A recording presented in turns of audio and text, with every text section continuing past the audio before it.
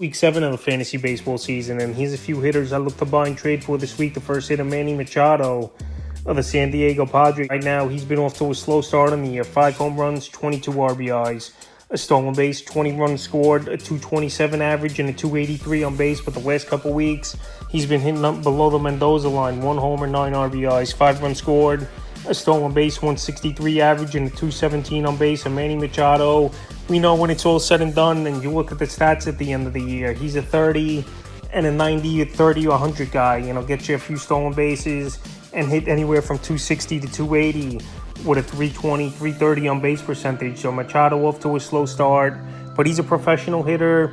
And when the weather warms up even more, this is when hitters really get into gear. Mid-June, early July, where we see these big-time power hitters get going. So Manny Machado, May 10th versus the Dodgers 0-3. May 11th versus the Dodgers 0-4. May 12th versus the Dodgers 0-3. May 13th versus the Rockies 0-4 with a run. And May 14th versus the Rockies 1-3 in that one. So he's only got one hit now in his last 6 games as Manny Machado. So he's definitely struggling. But like I said, he's a professional hitter. And as the hotter weather comes up, even though obviously he plays on the West Coast and in San Diego, that ball really mid-June on carries out. So I think Machado will get things going. And right now is a perfect time to get him because obviously he's got the long track record in his long major league career. Even though this guy's still in his prime, to keep things going and help fantasy owners in a big way. So I would buy him low this week. The next hitter, his teammate Ha-Seong Kim of the San Diego Padres. So Kim's been on the list a couple times this season. And he qualifies at second, short, and third base for fantasy baseball. And he does a little bit of everything on the season. 5 home runs, 21 RBIs, 8 stolen bases, 22 runs scored, a 207 average, and a 326 on base. So the on-base percentage is still obviously very good for Kim. To go with a 207 and have a 326 on base is definitely a good number. So he's getting on base, but he just can't find the holes and get the hits. Here is Kim. And last season, he was 17 homers, 60 RBIs. He did steal 38 bags with a 260 average. So Kim, another player where he's off to a slow start. And I think he'll get going as Kim as well for this San Diego Padre team. So the last couple weeks, he's been struggling big time. 1 home run, 4 RBIs, a stolen base, 4 runs scored, 184 average, and a 326 on base. So like I said, he's putting the ball in play, but he's just not finding the hole here, Kim. But that will eventually come, I believe, and he's a very versatile player and can help in many categories. May 10th versus the Dodgers 0-2. May 11th versus the Dodgers 1-4. May 12th versus the Dodgers 0-1. May 13th versus the Rockies 0-1.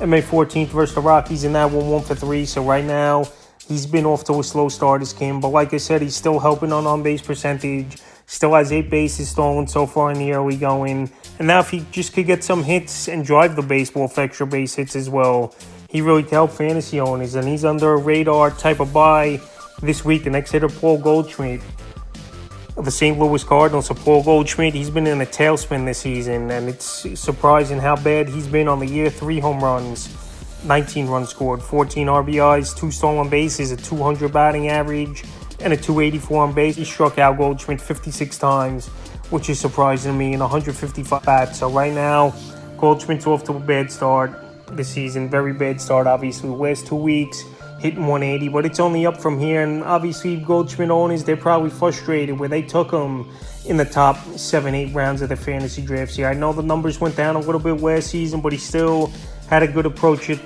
the plate as Goldschmidt. He's still a professional hitter, and he knows what he's got to do up there at the dish. And it's just surprising to me how bad he's been this season, with even his on-base percentage not even at 300. But Goldschmidt could turn things around, and he's starting to break out of it a little bit over the last few games. May 10th at the Brewers 0-4. May 11th at the Brewers 1-5. May 12th at the Brewers 2-5, a homer, 2 RBIs. May 13th at the Angels 1-4, run and RBI. And May 14th at the Angels 2-4 with a run and a stolen base. So right now, Goldschmidt, like I said, he's starting to get things going a little bit.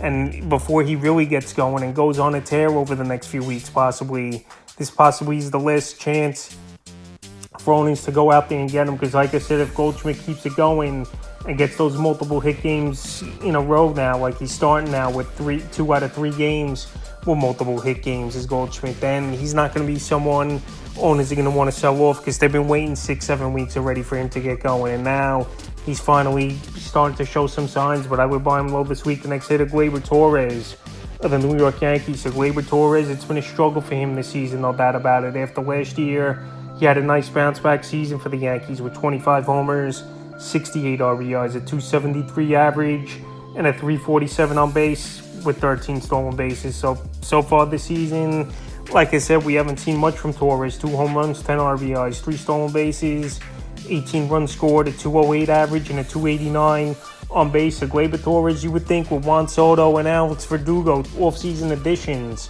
for this Yankee team, that he'll get better pitches to hit and he'll be just hitting solid like he did last season. But he's off to a very slow start, and the last couple weeks haven't been any better as well. 2 home runs, 4 RBIs, 4 runs scored, a 150 average, and a 244 on base. So he's mightily struggling as Gleyber Torres. Second base, we know, is a weak position in fantasy baseball, and right now would be the perfect time for owners to go out there and get him, in my opinion. Even though the last couple games he's starting to hit a little bit, is Torres, but those numbers are still way below average. May 10th at Tampa 0 for 4, May 11th at the Rays 0 for 2, May 12th at the Rays 1 for 4, a homer, 3 RBIs, and May 14th at the Twins in that one 2 for 5 with a run. So the last 2 games he showed some sign as Torres, but I don't think just off of 2 games fantasy owners are going to have that much faith in Torres, and not even seen him drop in some leagues, which is a little bit extreme.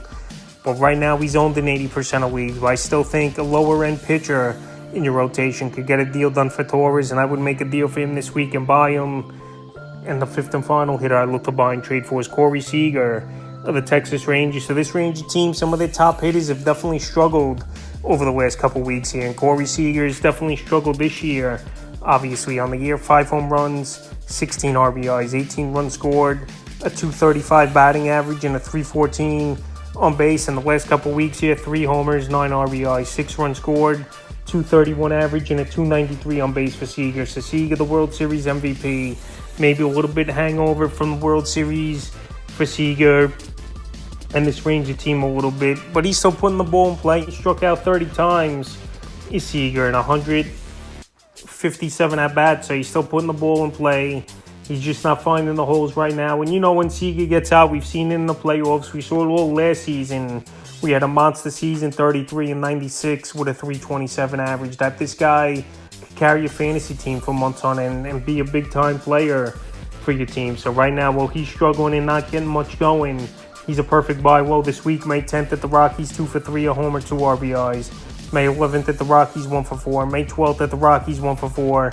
May 13th versus the Guardians, 0 for 3. And May 14th versus the Guardians, 1 for 4 with a homer. So he's actually had 2 home runs now in the last 6 games here, is Corey Seager. But still, he's not hitting up to par and what his potential could be. Obviously, he's not going to fall off after last season, having an MVP type of season, hitting way over 300.